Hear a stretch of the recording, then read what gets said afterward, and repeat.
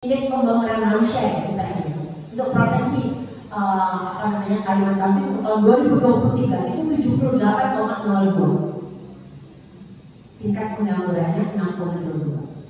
Pertumbuhan ekonominya 6,22, tingkat penganggurannya 6,11. Sementara tingkat pembangunan ya terselubung itu adalah 5,23. Penduduk Kalimantan Timur berapa? 4.007.736. Dari apa?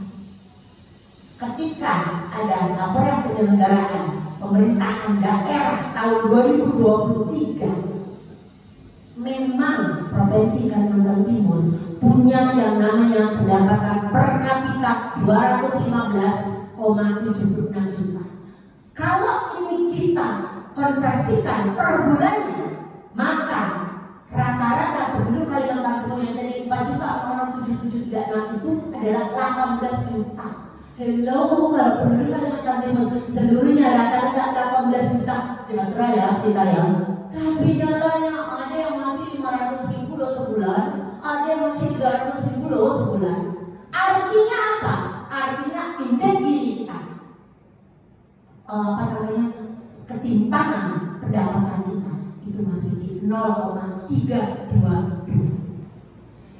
Ini ilmu juga buat Anda ya, yang bukan orang ekonomi.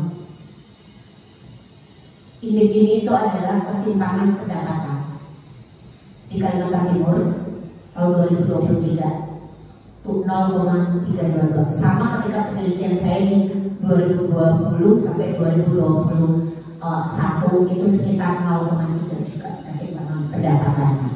Memang IPM tinggi, pertumbuhan ekonomi tinggi, tapi ketika ketimpangan pendapatan kita juga termasuk dalam posisi sedang dan tinggi 0,33. Jadi ini sedikit ya saya. Kalau namanya indeks gini itu kalau mendekati 0 itu namanya ketimpangan pendapatannya nggak banyak. Tapi ketika mendekati 1 ketimpangan pendapatannya semakin tinggi.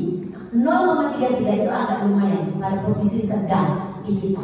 Ini loh PR-nya buat Kalimantan Timur. Ketika pertumbuhan ekonomi kita tinggi, ya jangan menjadi pertumbuhan ekonomi yang semu. Kenapa saya katakan pertumbuhan ekonomi? Jangan menjadi pertumbuhan ekonomi yang semu.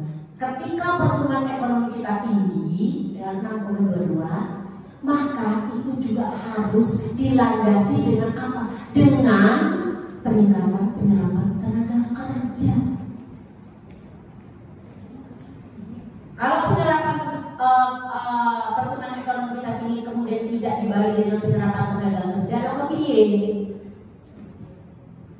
Kenapa pertumbuhan ekonomi kita tinggi? Karena banyak dikontribusi dari sektor migas, sektor tambang yang merupakan primadona pertama untuk di Kalimantan Timur. Nah, kalau nanti berapa tahun lagi sektor tambangnya habis, mau jadi apa kita ini? Makanya selalu dikatakan, saya dari penelitian satu saya selalu katakan tidak harus di sektor pertambangan saja yang digenjot, tetapi sumber daya alam itu harus sudah mulai menjadi apa? Menjadi pertimbangan, bukan pertimbangan, sih harus menjadi kebijakan yang kalau perlu itu menjadi primadona juga. Pertamanya, ya kan? Kemudian di real estate-nya, kemudian di mana? Di kehutanannya, kemudian di mana lagi? Di peternakannya, di perikanan itu sebenarnya yang disebut dengan namanya blue economy. Apa itu blue economy? Blue economy ketika pemerintah ya pembangunan itu diarahkan supaya apa? Supaya kita meningkatkan yang namanya komoditas di perikanan.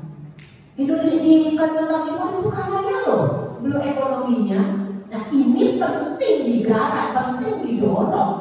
Oh sekarang sudah dilakukan, yes, tapi lebih dioptimalkan. Itu yang pertama. Yang kedua apa? Green economy. Jadi kalau orang bukan ekonomi, saya kasih info.